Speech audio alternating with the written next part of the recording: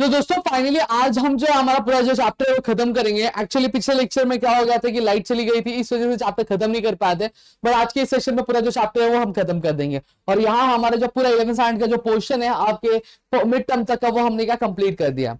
अब यहाँ पे हम देखेंगे कि बेसिकली आप कौन से कंडीशंस होते हैं जहां पर आपकी जो मेंबरशिप होती है एक बंदे की वो क्या होती है कैंसिल हो सकती है। सबसे पहला क्या दिया है, ट्रांसफर ऑफ शेयर्स। अब जब कोई भी बंदा क्या करेगा, अपना शेयर क्या आपका बेचेगा दूसरे को, तो वहां पे उसकी जो मेंबरशिप होगी कैंसिल। फॉर एग्जांपल मैं हूं, मेरे पास 10 शेयर्स थे, अब 10 शेयर्स के 10 शेयर्स मैंने किसी और को बेच दिया। अब बेच दिया तो ओनर कौन हो गया, शेयर का वो हो गया। अब आरओएम में नाम किसका जाएगा, उसका जाएगा, और मेरा नाम क्या हो जाएगा, कट जाएगा। तो एक सर्कमस्टांस हो गया।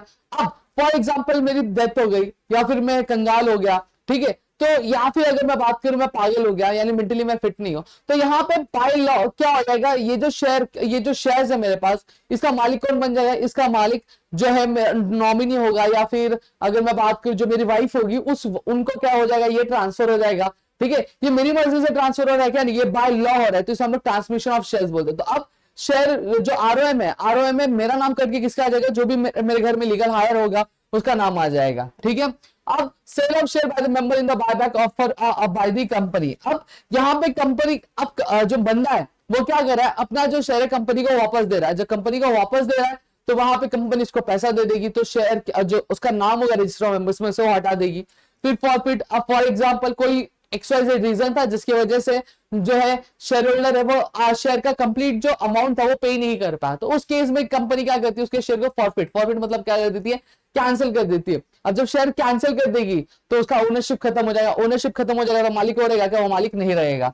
ठीक है, अब कंपनी को जो है बंदा है वो आया, बोलता है भाई ले अपने शेयर्स, मुझे तेरे शेयर में इंटरेस्टेड नहीं है, मुझे मजा नहीं आ रहा है, मुझे डिविडेंड उतना नहीं आ रहा, तो मैं तुझे वापस करो। तो अब ये शेयर कंपनी के पास चला गया, अब कंपनी से उस बंदे ने पैसे ले लिए, तो अब रजिस्टर मेंबर में उसका नाम रहेगा क्या, उसका नाम नहीं रहेगा।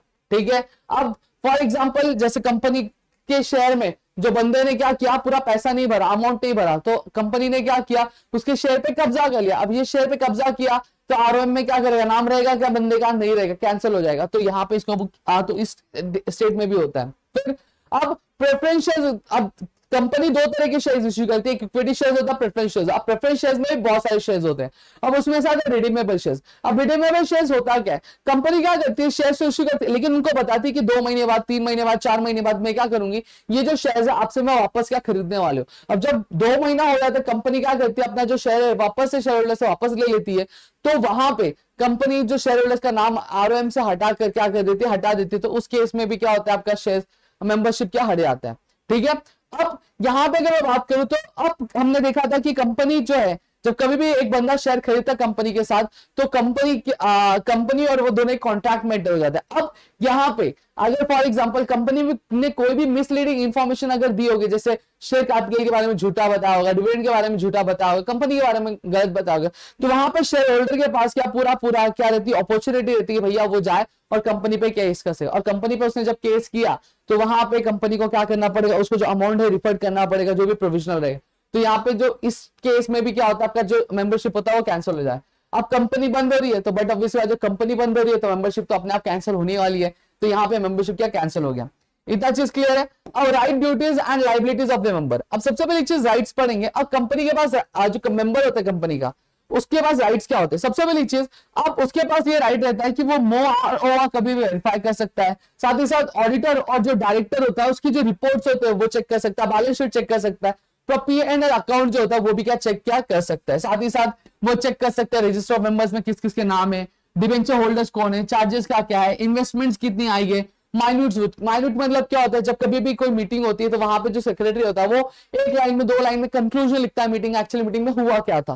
ठीक है, तो उसको हम लोग माइन्यूट्स बोलते हैं। फिर उसके बाद प्रॉक्सिस मतलब क्या होता है, जैसे फॉर एग्जांपल मैं कंपनी का शेयर होल्डर हूं, मैं नहीं जा रहा हूं, मेरे बदले कोई और जा रहा है, ठीक है, मैं किसी और को अपना रिप्रेजेंटेटिव बना के भेज रहा हूं मेरे बिहाफ पे, तो वो क्या होता है, वो बंदे को हम लोग क्या प्रॉक्सी क्या बोलते हैं। क्लियर है। अब साथ ही साथ जो income tax return ITR file होती है, वो ITR फाइल भी चेक करने का क्या अधिकार होता है। अब साथ ही साथ जो मेंबर होता है वो बहुत सारे कॉर्पोरेट डिसीजन भी लेता है, जैसे फॉर एग्जांपल रजिस्टर ऑफिस क्या चेंज करना, ठीक है, फिर उसके बाद ऑथोराइज कैपिटल जो होता है उसको बढ़ाना, फिर उसके बाद अगर मैं बात करूं कंपनी का जो मेन ऑब्जेक्टिव होता है उसे चेंज करना, फिर आर्टिकल ऑफ एसोसिएशन में कोई आर्टिकल चेंज करना, किसी कंपनी को क्या अक्वायर यानी क्या करना, खरीदना, या फिर उस कंपनी के साथ कोलैबोरेट यानी मर्ज करना, ठीक है, या फिर कंपनी को क्या टेक ओवर कर लेना। तो ये सारे काम का डिसीजन कौन लेता है? आपका मेंबर लेता है। अब यहीं पे साथ ही साथ right to participate in general meeting. अब यहाँ पे जो कंपनी का मेंबर होता है, अब उसके पास अधिकार होता है कि वो कंपनी के सारे जो जनरल मीटिंग्स होता है उसको अटेंड कर सके, उसमें वोट कर सके, और साथ ही अगर उसे लग रहा है कि भैया कि आपको उसको क्या करना है, उसको एक एक्स्ट्रा ऑर्डिनरी जनरल मीटिंग बुलाना है, तो वो उसकी भी डिमांड क्या रख सकता है डायरेक्टर्स के सामने, और डायरेक्टर्स को बुलाने क्या पड़ेगा कि सारे डायरेक्टर्स सारे मेंबर्स रेडी है। तो right to appoint and remove director. अब साथ ही साथ इसके पास अधिकार होता है कि मैनेजमेंट में से किसी भी डायरेक्टर को रखना और किसी भी डायरेक्टर को क्या निकालना, ये सारी चीजें क्या इसके हाथ में क्या होती है।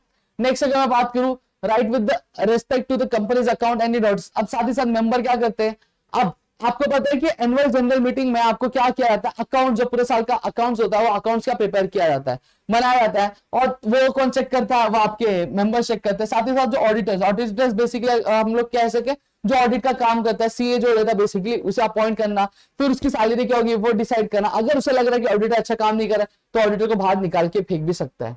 Right to participate in the profit of the company. अब जो मेंबर होता है वो क्या करता है, कंपनी में मनी क्या इन्वेस्ट करता है, ये सोचकर कि भैया उसे क्या मिलेगा, कुछ 2 रुपए क्या उसको फायदा मिलेगा। सही बात है। तो यहाँ पे कंपनी क्या करती है, सारे पेमेंट करने के बाद जो मुनाफा बचता है, जो पैसे बचते हैं, उसमें से क्या करती है, डिविडेंड क्या करती है, अलॉट करती है। अब कितना डिविडेंड अलॉट करना है, कितना नहीं करना है, ये चीजों का भी अप्रूवल कौन देता है? आपके मेंबर्स देते हैं। और साथ ही साथ डिविडेंड जैसे फॉर एग्जांपल अगर आज अनाउंस हो गया तो 30 दिन के अंदर अंदर जितने भी मेंबर्स होंगे, शेयर होल्डर्स होंगे, उनके खातों में क्या चले जाएगा। फिर शेयर होल्डिंग मीटिंग। अब यहीं पे अगर शेयर होल्डिंग राइट्स, अब जो कंपनी का जो शेयर होल्डर होता है उसके पास राइट्स होता है कि उसे शेयर सर्टिफिकेट मिले। अगर वो अपना शेयर बेचना चाहता है तो शेयर को बेच सकता है। अगर वो राइट इश्यू हासिल करना चाहता है तो राइट इश्यू हासिल कर सकता है। अगर बोनस इश्यू चाहिए तो बोनस इश्यू भी क्या कर सकता है। Right to receive surplus asset. अब सरप्लस एसेट मतलब क्या होता है, अब कंपनी बंद होगी, कंपनी बंद होने के बाद सारे पेमेंट करने के बाद अब 1 लाख का फर्नीचर बच रहा है। सही बात है। अब ये क्या होगा, सरप्लस एसेट मतलब एक्स्ट्रा एसेट, एडिशनल एसेट जो बचा हुआ है। और जितने भी मेंबर्स होंगे 1 लाख के फर्नीचर क्या होगा, उनमें क्या डिवाइड, जैसे 10 लोग हैं तो 10 लोगों में क्या 1 लाख का फर्नीचर की जो वैल्यू होगी वो डिवाइड हो जाएगी। मतलब पर इंसान को क्या 10,000 रुपए क्या मिलेंगे। समझ में आ गया। तो इसको हम लोग क्या बोलते हैं, आपका सरप्लस एसेट।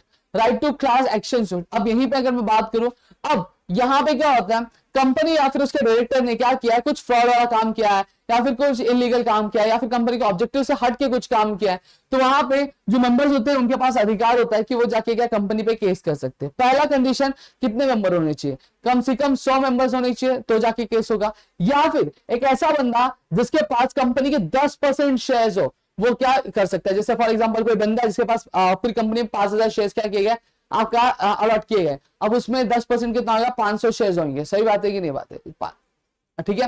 तो 500 क्या शेयर्स होंगे। अब जो बंदा 500 शेयर्स, ठीक है, जिस बंदे के पास 500 शेयर होगा वो अकेला जाके क्या कर सकता है, वोट कर सकता है। तो ये 2 कंडीशन क्या मैच करनी चाहिए। ठीक है।